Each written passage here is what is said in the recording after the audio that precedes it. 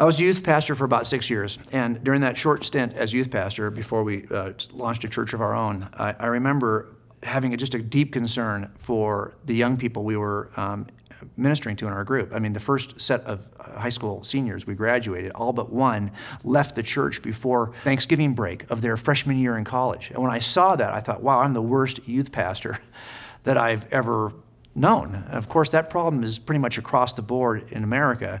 All youth pastors probably have a similar story they could tell. And along the way, I was hearing a noise, a sound from a few parents who had sent their kids to this crazy place called Summit Worldview Conference. And I remember thinking, wow, those kids, when they came back from Summit, they couldn't stop talking about it. They were different. They weren't the kids who walked away in college. Those were the few that remained. And I thought, what are they doing out there? I wanted to be a part of that way back then. This is probably now 12 years ago. And I just thought, well, someday I'm going to visit Summit. And now here I am years later on faculty at Summit, and I can tell you it's everything that they said it was.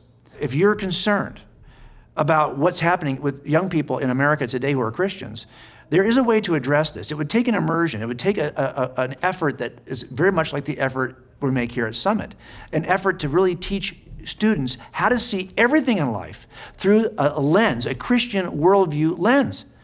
And that's not going to happen unless you can kind of pull away from your life for those 2 weeks, get involved in relationships with other believers in the faculty here, and study these issues as deeply as we. You are not going to have an experience that's quite like this.